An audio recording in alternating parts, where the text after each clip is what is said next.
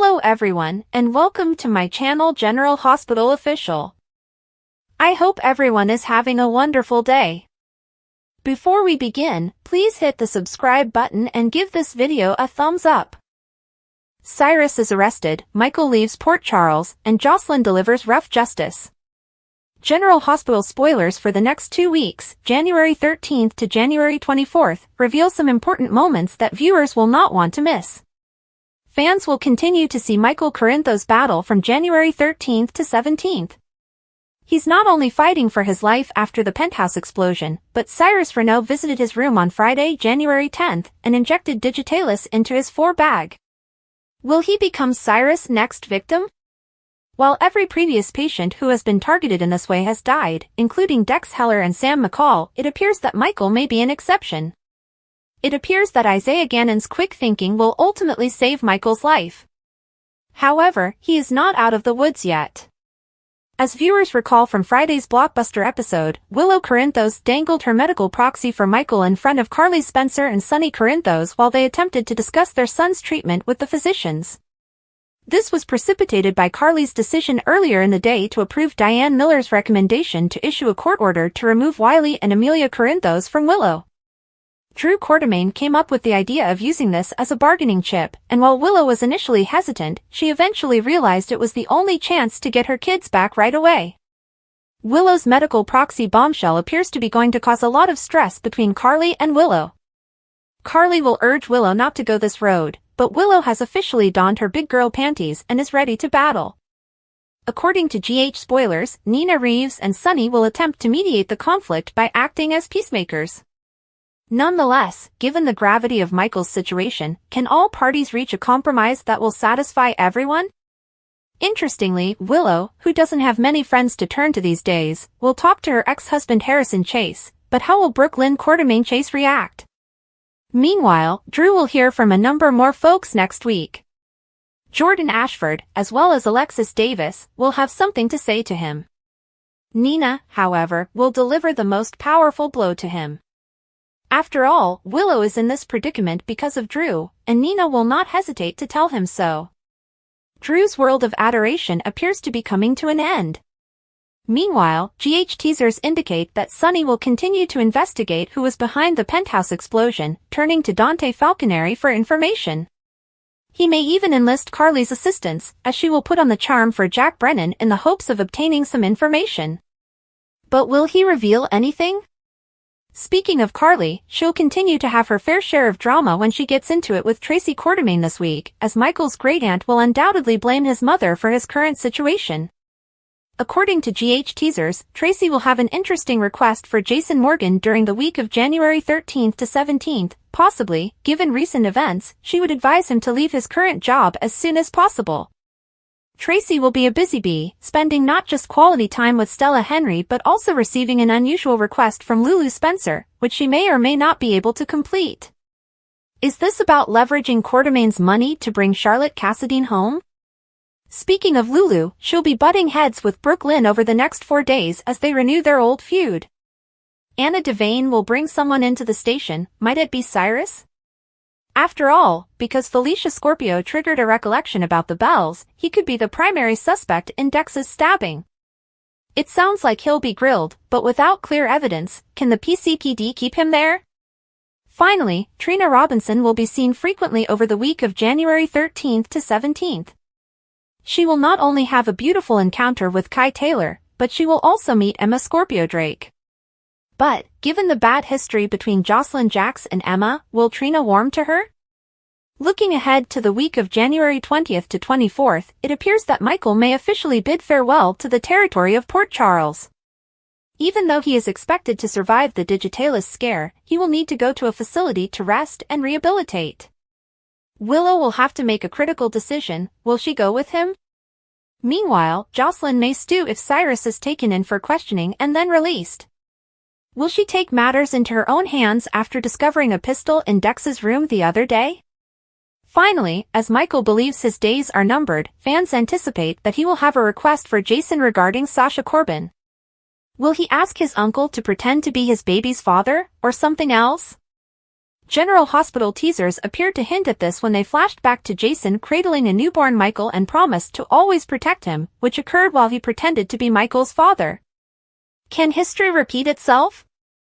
Nina acts quickly in the wake of Michael's demise. Who will get the kids? Michael's tragedy paves the way for Nina's custody plot. General Hospital spoilers indicate that Michael Corinthos will die. The individual is most likely drawing his last breaths after the catastrophic explosion at Sonny Corinthos' penthouse. While Michael's family prays for him, Nina Reeves and Martin Gray take advantage of the situation. Expect unexpected custody power play. Let's dive in. General Hospital spoilers reveal that Michael was caught in the blaze earlier. His chances of survival are poor, as serious burns cover 40% of his body. Jason Morgan and Sonny made sure he got to GH on time, but it didn't make much of a difference. Will Michael die? Meanwhile, Carly Spencer and Jocelyn Jacks raced to his aid. The entire Corinthos family readied itself for the worst. On the other hand, Nina and Martin used the opportunity to work their legal magic. She called Drew Quartermain, who later told Willow Corinthos about the tragedy. With Willow back in Port Charles after receiving the awful news, Nina believes it's time to seize control. Furthermore, Martin discovers a clause in Michael's will that is bound to change the script. It gives Willow sole custody of Wiley and Amelia in the event of his death. Let us assure you that this is more than just custody for Nina. Nina and Martin won the dodgy battle. The woman wants to make sure her daughter has the family stability she sorely needs. Furthermore, Martin has a justification to argue that the children are not safe in Sonny's world. Michael is taking the heat today, but who knows who will take it tomorrow. Surprisingly, the Corinthos clan, which includes Carly, Sonny, Alexis Davis, and Christina, remains unaware. Alexis is the only one who remains calm, despite the fact that Molly Lansing Davis is not an expert in family court. And, guess what? Even legal expert Diane Miller is taken off guard as the custody drama unfolds. Before anyone recognizes what's going on, Nina and Martin's rapid effort accomplishes the impossible. Willow Corinthos obtains full custody of her children. We wonder how Michael will react if he survives and realizes that his children have been taken away. Sonny is determined to track down the villain who killed Michael. Despite his bluster and threats, Sonny from General Hospital does his best to keep underworld battles under control. But when someone threatens or harms his family, all bets are off. John Cates went after Christina's freedom, and Sonny killed him. When he discovered Ava's role in Morgan's killing, he spared her life only because she was severely deformed at the time, and he wanted her to suffer for the rest of her life. Now Michael is caught in the crossfire when a bomb detonated in Sonny's apartment, apparently intended for the dawn. And, while it appeared recently that he was genuinely considering taking a break from life, hopefully for the better, it now appears that this would be too little, too late. There's no way he's going to let this go without revenge. The challenge, however, is determining who planted the device and why. To say Sonny has a huge list of adversaries after decades in the mob is an understatement. Many of the people who might have done it have changed their ways in the years since their disagreement with Sonny. Then there's the slew of dead adversaries who may have a bone to pick with him if they aren't as dead as we all believe. So, while this is far from an exhaustive list of suspects, we did compile a list of names that we believe may have committed the crime. Jocelyn plans a deadly revenge, and Cyrus comes crashing down. General Hospital spoilers for the next week hint at Cyrus' collapse. We know the walls are closing in around him. But who will bring him down? Will it be the cops, or will Joss find him first? Meanwhile, Nina encourages Willow to make a dirty move to gain custody of her children. Will she agree? Watch out for Carly and Sonny counting on each other for support. Willow makes custody battle dirty, Jocelyn seeks revenge. Initially, Michael and Willow desired a clean legal arrangement in their custody dispute. They did not want to drag their children through the mud. However, Michael's fiery fate has altered everything. In a recent episode, Nina attempted to persuade Willow to file a legal action for the children's complete custody while Michael was in the hospital. Next week, we might see Willow give in to Nina's request. Especially after her interactions with Joss and Carly. Speaking of Joss, General Hospital spoilers state that her desire for vengeance will grow exponentially during the week of January 13, 2025. She was already trying to cope with Dex's loss, and now she has watched Michael fight for his life. Will this push her to the dark side? Jack Brennan knows Cyrus is the one who stabbed Dex. Will he share that information with Joss and assist her in her quest for vengeance? Sonny and Carly reconnect. We previously witnessed Sonny Corinthos contemplating an exit strategy with Jason Morgan. However, following Michael's experience, he will seek explanations. He does not wish to quit the mob for any reason other than life. He does, but not before he discovers who caused the explosion and holds them accountable. Carly ripped on Sonny for putting Michael in jeopardy. However, the GH spoilers suggest that her rage may subside in the coming episodes. Instead, she may rely on him for emotional support amid their joint suffering. Sonny, too, will require Carly's assistance. Will this eventually revive their old romance? If that's the case, what will happen to the romance that appears to be developing between Crowley and Jack? Nina negotiates with Sonny, Lulu requests a favor, and more. General Hospital teasers for next week's episodes of the popular ABC soap indicate that more drama and stressful moments are on the way. Much of Port Charles is preoccupied with the Michael predicament, which includes custody difficulties and the realization that he may not recover. Meanwhile, Sidwell is slinking around Port Charles without anyone noticing. Being in Lucy's orbit triggers red flags. At the very least, someone is seeking to force Sonny out of the firm. Jason is also ready to walk away, especially after seeing what happened to Michael. With February sweeps approaching, things are just getting started. Here's what happens next week on General Hospital. Willow remains firm after losing her children to a court order while Michael fights for his life. Willow is now fighting back against Carly and Sonny. She will not back down as Michael's healthcare decision-maker, which will irritate Carly. Expect the two women to have a lot to say to each other next week. Meanwhile, Nina is dissatisfied with how things are going and will make an effort to win Sonny's favor. The goal is that he would persuade Carly to compromise, allowing the family to focus on Michael's treatment. Michael in danger on Friday's episode, Cyrus foreshadowed Michael's death after inserting the medications into his fore. If Michael died, he would become the third victim. However, we don't know what will happen. Chad is leaving the program, but Frank Valentini has confirmed that the role would be open if he decides to return. Will they murder him, then resurrect him later? Other Port Charles tidbits: Joss is determined to solve Dex's death, and Felicia recalls the bell stopping ringing while conversing with her. Brennan is confident Joss will figure things out, but will she do so before it's too late? Lulu is not pleased to hear Laura agree with what transpired in Prague. Expect more scenes between Lulu and Tracy next week. And it wouldn't be so messy if Brooklyn and Lulu didn't say anything. Nancy Lee Grahn enrages fans with her fiery remark on the California wildfires. General Hospital spoilers suggest that actress Nancy Lee Grahn, Alexis Davis, has spoken out about the terrible wildfires raging through Southern California, and not everyone is pleased.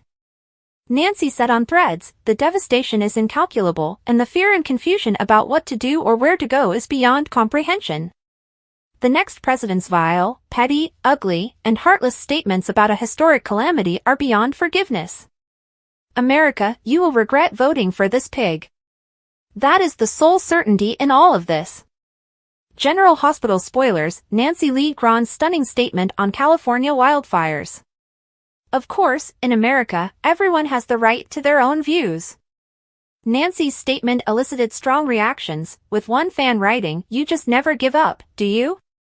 When are you going to admit you are all you accuse him of?" Another person said, "I hire you to take a step back for your own good. For years is a long time to be offended by everything that man says. Because it doesn't alter anything and simply harms you. Get past the anger. You live in the Los Angeles region, therefore there must be a lot of volunteer work to be done." GH spoilers: Nancy Lee Grahn plays Alexis Davis. Fans proceeded to share their thoughts, with one stating, "I watched Cameron on News Nation, Chris Cuomo, last night. He displayed videos of his burned-down home.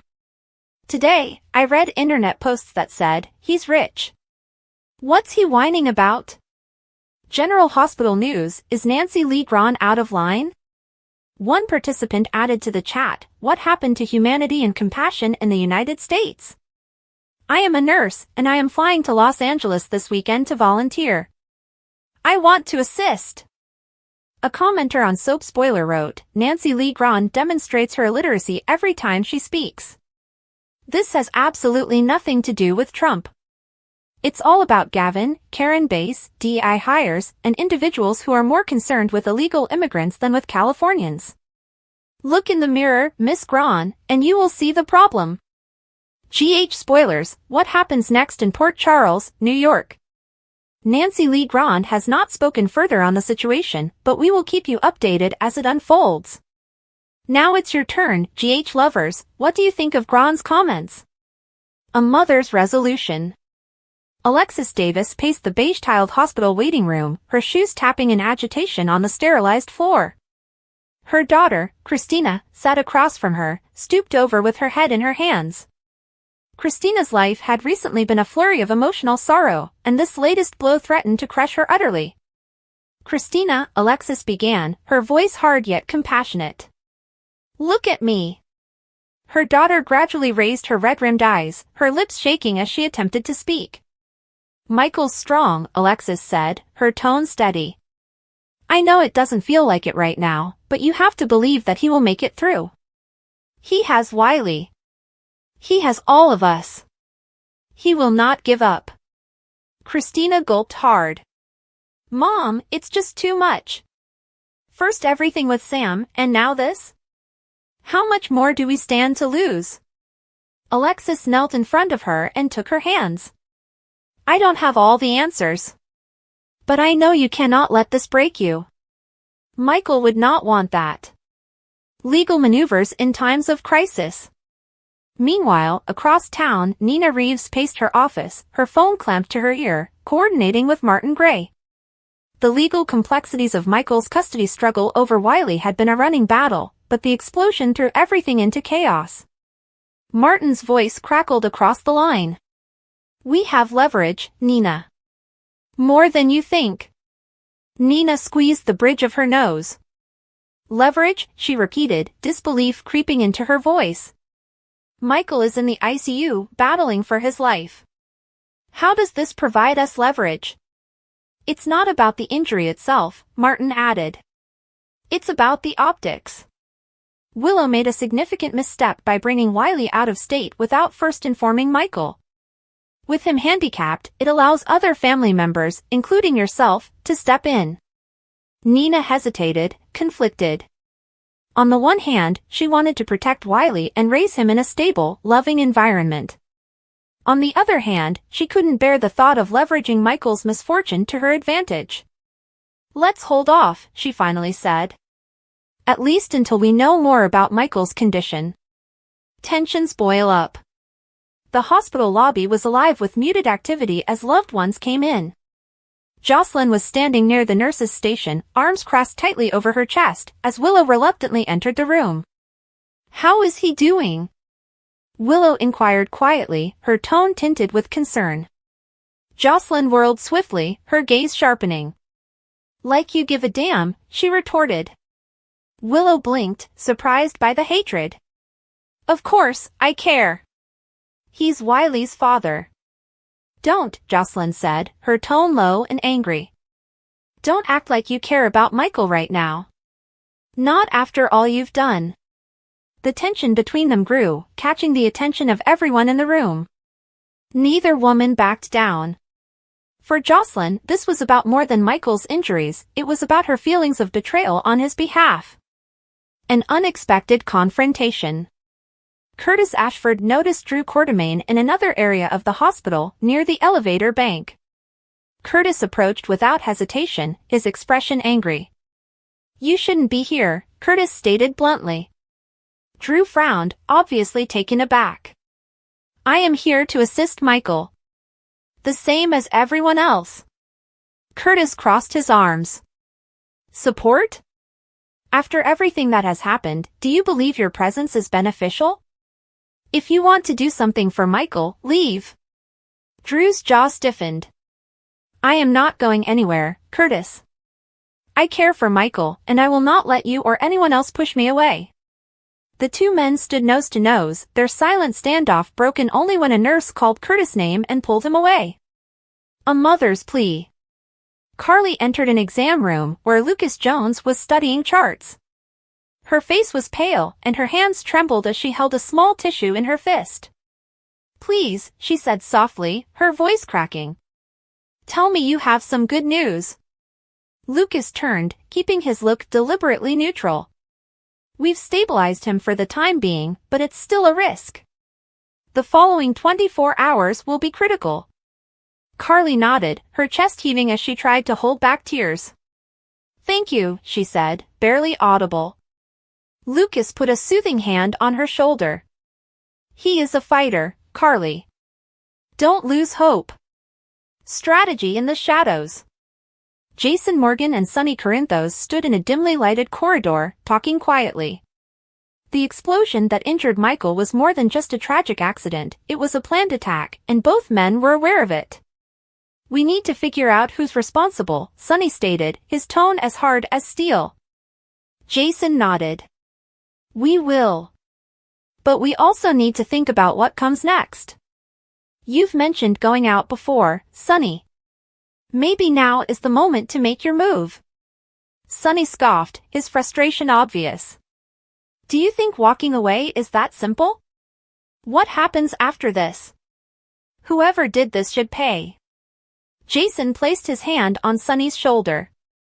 And they will. However, we must proceed with caution. Michael's life is on the line, Sonny. Don't let your anger cloud your judgment. Unfolding futures. As the hours passed, the waiting room became a hotbed of conflicting emotions. Friends and relatives sat in quiet thought or whispered ardent prayers, each dealing with the unknown of what lied ahead. The equipment in Michael's room beeped in a steady beat, a frail tribute to his determination to live. The team of doctors and nurses worked relentlessly, their determination as strong as the love and hope of those waiting outside.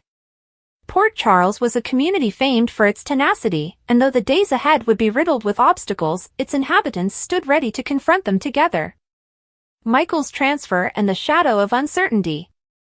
After narrowly escaping the explosion that consumed Sonny Corinthos' penthouse, Michael lay lifeless in hospital. The burns were severe, and his face and limbs were bandaged in gauze as machines worked hard to keep him stable. Despite Sonny and Jason's valiant efforts to save him from the flames, Michael's injuries forced him to make a difficult decision. Port Charles's top doctors met behind closed doors to discuss Michael's future care. Dr. Monica Quartermain, the unwavering voice of reason, leaned forward in her chair, her brow wrinkled. If Michael is to have any chance at recovery, we need to transfer him to the Burns Rehabilitation Institute in Boston, she stated with firmness. Is that wise? Questioned Lucas Jones, his apprehension palpable. A killer is hiding in the hospital. Moving him now may make him an easier target. The room grew silent as everyone tried to strike a careful balance between Michael's rehabilitation and his safety. Meanwhile, the family remained watch outside Michael's bedside, their emotions raw.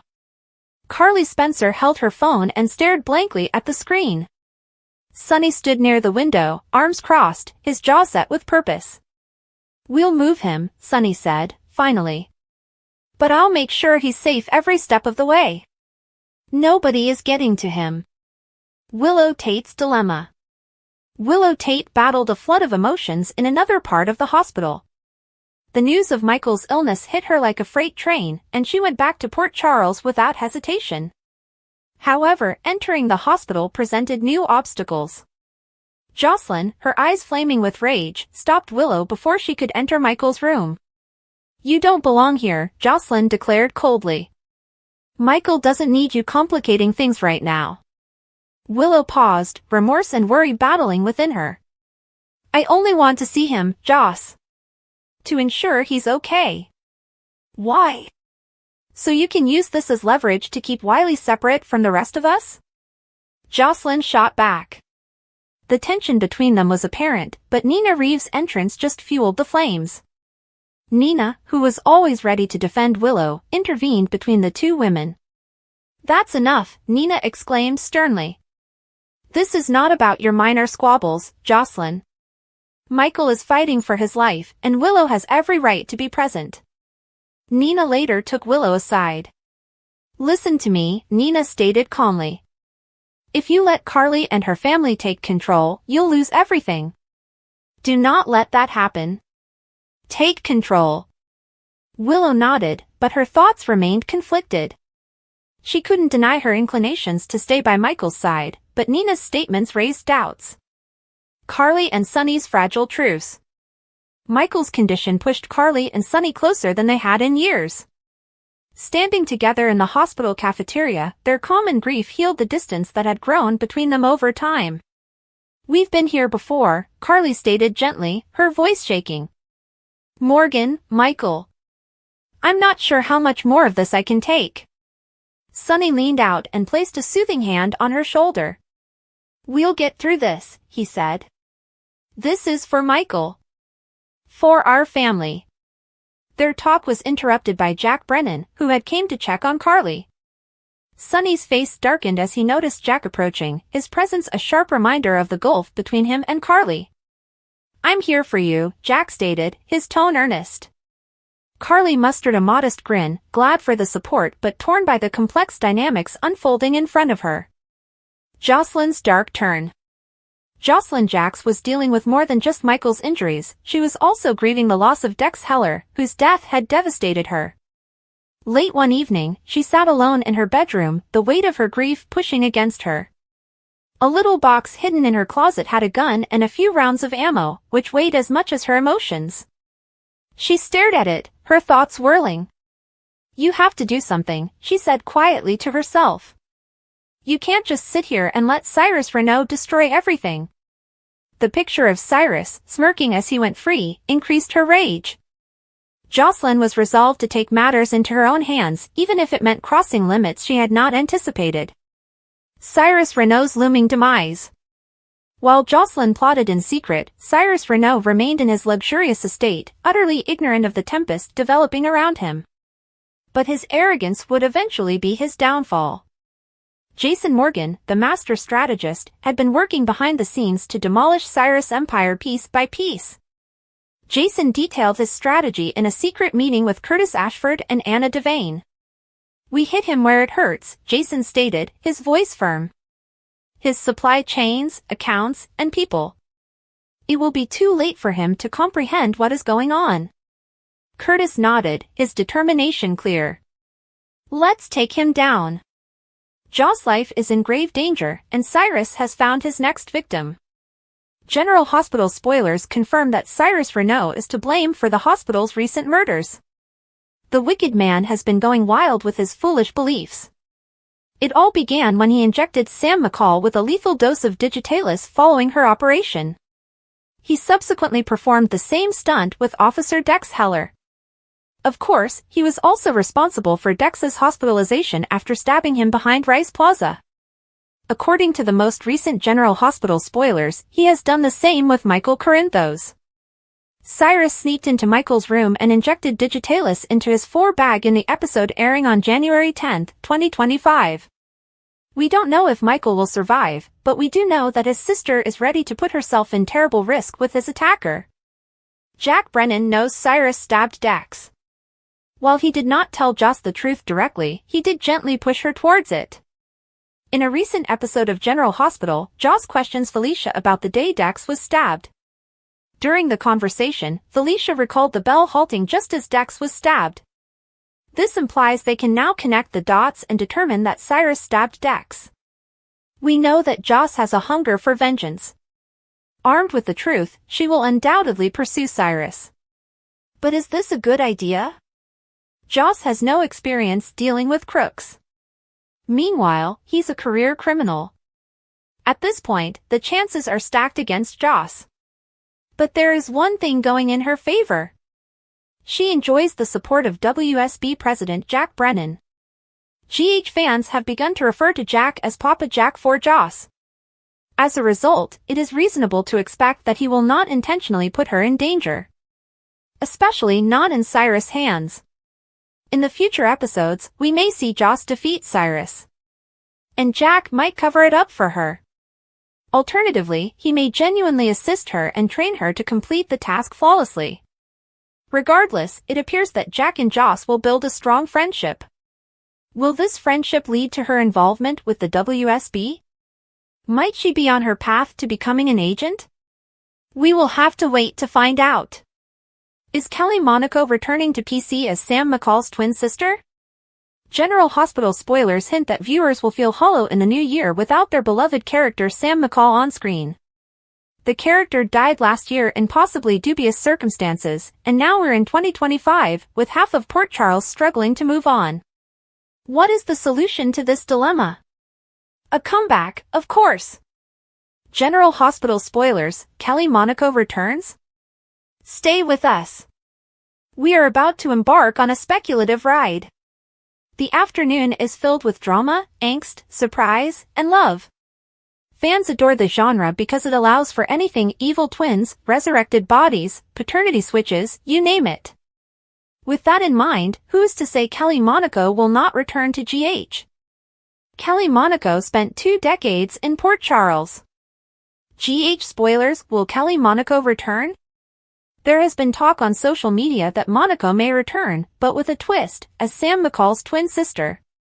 Sam died at GH after donating a kidney. She was poisoned with digitalis and died at a young age. It's unlikely that Sam will miraculously return to PC, but you never know, a Cassadine genius might have gotten hold of her and fixed her up. To be honest, it seems more plausible that Monaco will return as a different persona. General Hospital spoilers, Kelly Monaco's fans want her back. Part of the issue with Monaco's departure is that fans believe the character did not have a fitting goodbye. Given that Monaco does not appear to be working right now, fans may ask why the show does not bring her back. General Hospital spoilers, what's next for Kelly Monaco? Keep in mind that we're speculating here, but a fan can wish, right? Monaco and her character Sam are undeniably popular. Sam had deep roots in PC and connections to key characters.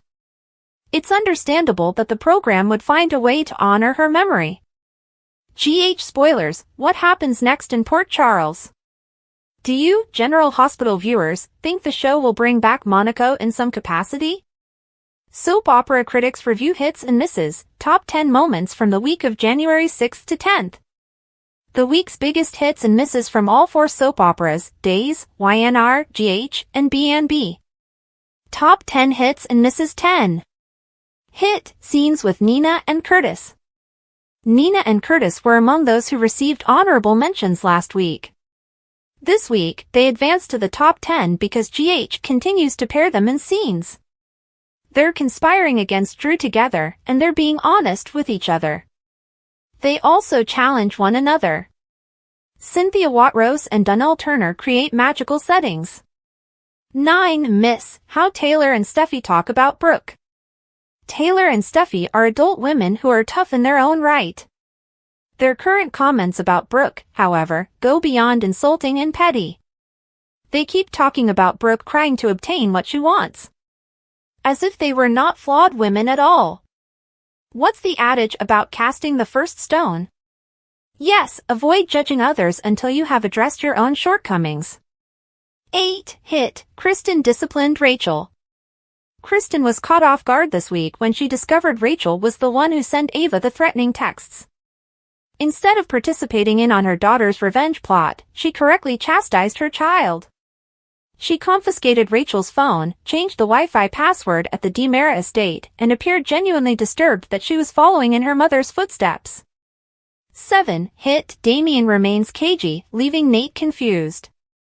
Damien's first impression suggests that he should not be overlooked. He didn't salivate over the job at Winters like Nate had imagined. But he was interested. We're excited to see where this half-brother tale goes from here, especially after he arrives in Genoa City. 6. Miss, Adam is absent from Ian's retribution story. How come Adam isn't involved in this story? At the very least, allow him to be at the new Newman Ranch with Victor, Nikki, and Nick when Ian arrives to confront the family he hates. 5. Hit, the actual Katharina account clears John of guilt. This week's Days episode featured another unexpected moment.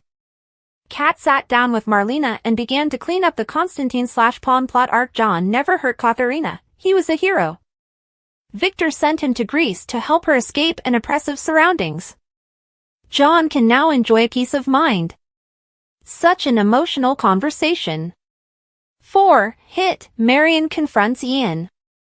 Adam may not be involved in the Ian supervillain plot so far, but Mariah most certainly is. She's had a few run-ins with Ian. But the one in the park, where she unleashed holy fury on the man who had caused her so much grief, was particularly rewarding. Especially the moment where she urged Tessa to go wait for her before threatening to kill Ian. Surely, this will come back to bother her, but Cameron Grimes was fantastic. 3. Miss Carrie is Lady Whistleblower. We're asking why Carrie is the Lady Whistleblower. So far, Leo's rejection is insufficient, but we assume he isn't the only one who wants body and soul destroyed. 2. Hit, Brooke assures Ridge she isn't anyone's victim. Yes, Brooke had already stated that she is done with Ridge, but it did not take. And it probably won't happen again. But we still liked Brooke realizing Ridge was a waffler of the first kind and that he required complete allegiance even though he doesn't have to display the same level of loyalty everywhere. Here's the majority of the speech that elicits applause. We were meant to be together for the rest of our lives. But every time I do anything you don't like, you desert me. You chose to share a bed with Taylor. I'm going to make my decision now, too. I am not going to be a victim of yours or anybody else's, and I deserve a man who loves me unconditionally, which is not you. I wish I had never set foot in this house. I wish my mother hadn't accepted that awful caterer's job all those years ago. But, you know what? I am done. I can't do it anymore.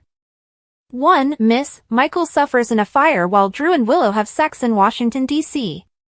The contrast between Michael's suffering and Willow and Drew's fight in Washington, D.C. It was difficult to watch. Miss Tessa's naivety when it comes to Ian. How is it that no one realizes Ian poisoned Tessa just to save her and prove to everyone that he's a wonderful guy? It's a logical leap. Watching Tessa be nice to Ian about giving her the inhaler is difficult since she is wiser than that. Hit, Joss's hero worship idea. Joss was not the only one who made this deduction. Michael had a similar theory, claiming that Willow had a need to be with her heroes. She falls in love with brave men. She stares at them with heart eyes and creates a life for them. When the next one appears, she continues on. This is an intriguing topic that need further research and treatment. Yes, Willow requires therapy. She has gone through so much trauma in her life.